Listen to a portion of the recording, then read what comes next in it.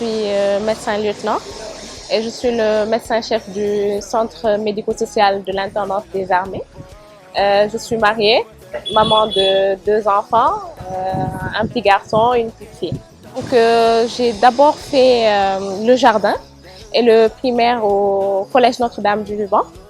Et le second cycle et le secondaire, je l'ai fait au niveau du cours Sainte-Marie de Anne. Donc c'est là où j'ai eu le bac. Je vais dire que c'est pas vraiment un choix. C'est le choix de mon père, je vais dire. Parce que la première fois qu'il m'a parlé de l'école militaire de santé, j'étais au CM2. Donc quand on est en classe de CM2 en général, les garçons font le pré-année militaire. Donc je suis rentrée à la maison toute triste, j'ai dit à mon papa, mes promotionnaires sont en train de faire le pré-année militaire et ils sont pas plus forts que moi. Il m'a dit, attends, c'est pas grave, en terminale, tu feras l'école militaire de santé.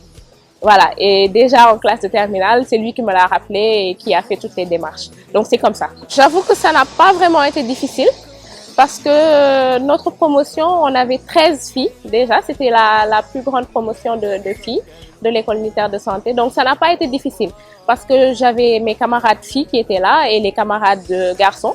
Et ce qu'il faut savoir, c'est qu'au sein de l'armée, ce qu'on nous apprend en premier, c'est qu'on ne fait pas de distinction entre les filles et les garçons. Donc la formation était la même.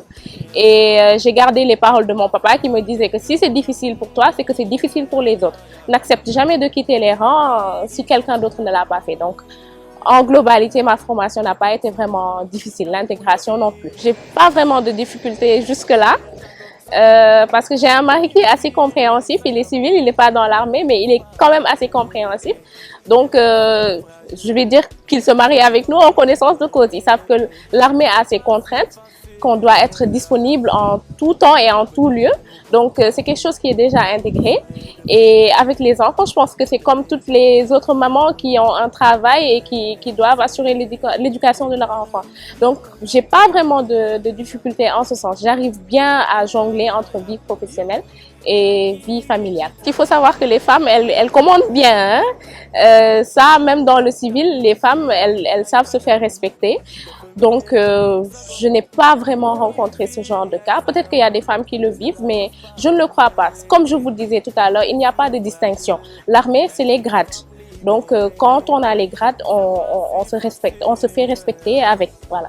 Tout simplement leur dire de croire en elles et de savoir que l'armée, on l'a choisi, voilà, pour servir la nation. Ce qui est déjà noble, ce qui est assez noble. Et je pense que elles vont juste à croire en elles, en fait. Il n'y a pas autre chose à faire, en fait. C'est pas diable. Voilà. On y est arrivé, pourquoi pas elle. Gëm leen seen bopp, c'est tout ce que j'ai à dire. Gëm leen seen bopp, am jom, xam ne fi ngeen foo leen mën a nekk, ne ngeen def loo xamante ne dinañ leen si naw.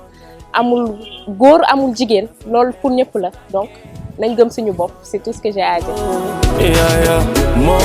Daf la dénk xolam yow yaay kii ji ci talam